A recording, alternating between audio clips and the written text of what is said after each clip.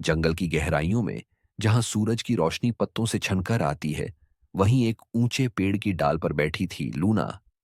एक नन्ही मासूम सफेद कबूतर। उसकी आंखों में अजीब सा डर था, मानो वह आने वाले तूफान को महसूस कर रही हो। हवा हल्की थी, मगर माहौल में एक अजीब सी बेचैनी थी। अचानक जंगल का सन्नाटा टूटता है। एक गोली की गूंज हवा को चीरती हुई फैलती है। लूना चौंक जाती है। उसका दिल तेजी से धड़कने लगता है। वह समझ जाती है, खतरा करीब है। लूना को पता था कि उसे उड़ना होगा, भागना होगा। आज नहीं, आज वह हार नहीं मान सकती। अपने नाजुक पंखों को पूरी ताकत से फड़फड़ाते हुए लूना आसमान की ओर बढ़ती है। लेकिन उसके पंख अब उतने मजबूत नहीं रहे। वह ऊंचाई पकड़ने की कोशिश करती है, लेकिन तभी दूसरी गोली चलती है। गोली सीधे उसके पंख को भेद देती है। लूना का शरीर झटके से लड़खड़ाता है। उसकी उड़ान अब थमने लगी है। वह धीरे धीरे जमीन की ओर गिरने लगती है।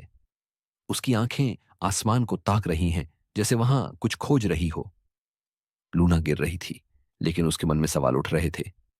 क्या इंसान वाकई बुद्धिमान है? फिर क्यों वह हमें अपना दुश्मन समझता है?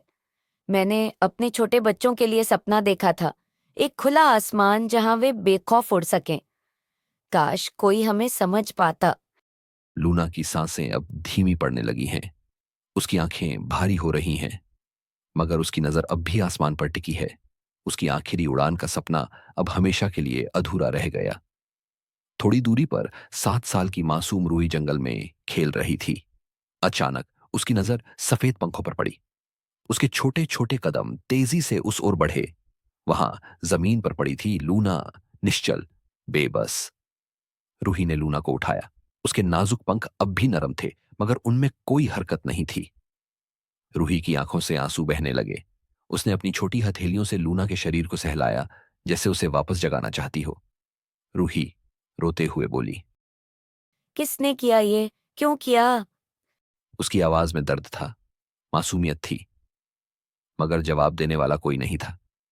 दूर खड़ा एक शिकारी अपनी बंदूक लटकाए धीरे धीरे जंगल से बाहर निकल रहा था। उसे इस बात का एहसास भी नहीं था कि उसने सिर्फ एक कबूतर नहीं, बल्कि एक सपने को खत्म कर दिया था। आसमान अब भी नीला था, सूरज अब भी चमक रहा था, मगर लूना की उड़ान वहीं थम गई, हमेशा के लिए। प्रकृति हमारी माँ है, इसे बचाए, पक्षियों को उनका आसमान लौटाए। Like, comment, and subscribe.